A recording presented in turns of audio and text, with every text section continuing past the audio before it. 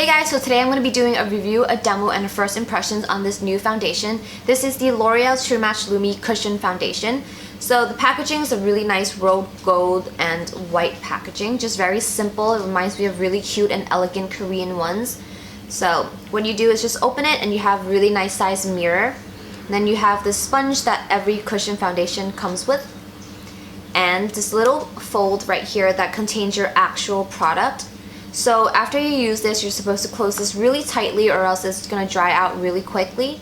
So before I roll the actual footage of me applying this foundation, I just wanted you guys to know that I've never tried any cushion foundations before, so I basically have no comparison between this one and another one. I've only been using my Laura Mercier Tinted Moisturizer, which is by far my favorite, but it's very expensive. So I tried this one out and yeah, I just wanted you guys to know that I have no prior experience with anything that is cushion foundation related. So here's the footage. Okay, so this color is definitely too light for my face. So that whole color swatch with a sticker, that was a total fail. Because this is too light.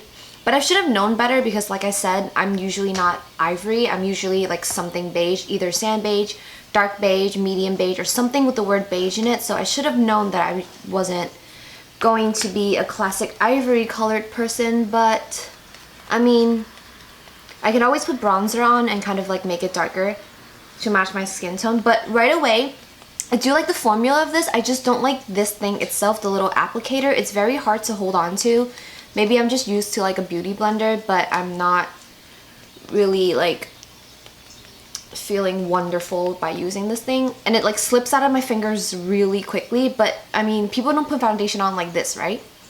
No, I mean, that's just awkward. So I don't know how I feel about the sponge, but I know for BB creams, especially for like the cushion ones, you're supposed to use the sponge that it comes with, but it's just not working for me. Okay, I give up. I'm gonna start using my beauty blender because I don't like the sponge at all. Aside from the fact that it's too light for my skin, that the color is wrong, I'm pretty sure if I had the right color, it would look fine. But I just wanted to mention that the coverage is not completely, great. You're gonna also see your scars. You're gonna see this pimple. This pimple was pretty red before, but as you can tell right now that it's not covered at all. You can still tell that I have a ginormous pimple on my face. And so the coverage is light to medium, I would say. I'm gonna try to build this up as soon as I pat this first layer in. It doesn't smell like anything specific. I don't smell anything coming from the packaging, from the product, or from my brushes, so that's good. It doesn't smell like anything at all, not chemicals. It doesn't smell good, it just has no fragrance, like not at all. So now what I'm going to do is just take the sponge again. I'm going to dip it in just the very corner of it and then try to just give this pimple a second coverage. So like a second layer. And I'm also going to try to hide my dark circles with this second layer.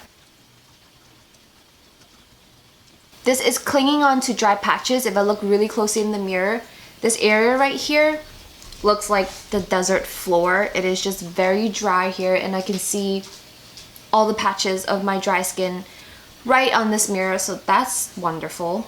So I'm actually gonna skip the concealer part. I normally use this, which is the Maybelline Instant Age Rewind Eraser for dark circles. I usually just put it under my eyes and then just blend it in with my beauty blender. But I think that this Dream Lumi cushion kind of did an okay job covering my dark circles, so I'm just gonna skip the concealer as a whole. But for my pimple, which is still bright red and huge on my face, I'm gonna be using my regular concealer for pimples. This is by Benefit called the Erase Paste, and I'm in the color medium. So I'm just gonna take a dab of that and then just put it on.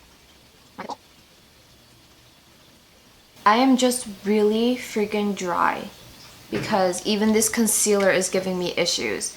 So I'm going to set that concealer with the Bare Minerals Original Foundation. I'm in the color medium beige. And like I said, I'm always in some kind of beige color. This is in N20. Again, it's called medium beige. And what I'm going to do is just take a little bit off the cap. And I'm going to choose one of these fluffy brushes. Dab it in there, pat, and then just set my concealer. I mean, to be completely honest, you can still tell that I have a pimple on my face. Not only is it raised, it's like, 3D, it's a pimple, but you can still see that's a little bit red. But I tried my best to cover it. If I put more concealer on it, it's just gonna get real creasy real quick. So I'm gonna go ahead and do my bronzer, my blush, and my highlight, and then I'm gonna come back and tell you guys if this foundation is caking up, if it's falling out, or whatever's going on. Alright, so for the purpose of this video and the demonstration, I put on some really light contour, some blush, and some highlight, which I normally don't do, but I just wanted to go over the products that I use. So for bronzer, I use the NYC Smooth Skin Bronzer in Sunny. And then for blush, I use the Hourglass Ambient Lighting Blush in Mood Exposure. That car outside is so annoying. I can't. And then for highlight, I use the Becca Shimmering Skin Perfector, and this is in Champagne Pop, the one that Jaclyn Hill came out with.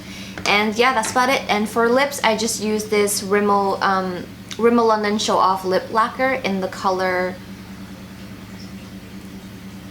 I do not know what this is called. But other than that, the makeup did pretty good when I'm like blending. It didn't come off. It didn't get, you know, patchy. It didn't rub off, so that was very nice. I blend with a very big brush like this, and I just keep circling my face over and over again. And usually with certain foundations, I'll have like a huge like red mark right here, the area where I blend it, and it's obvious that the foundation rubbed off. But for this one, it stayed on pretty good. I just don't like it because it's not too luminous. I'm very dry, so I need something that's very dewy on me, which the Laura Mercier Tinted Moisturizer does for my skin, and it's great.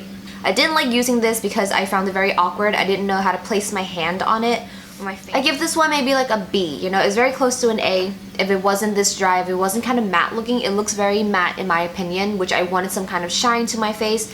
But yeah, so a good solid B for this would be very nice.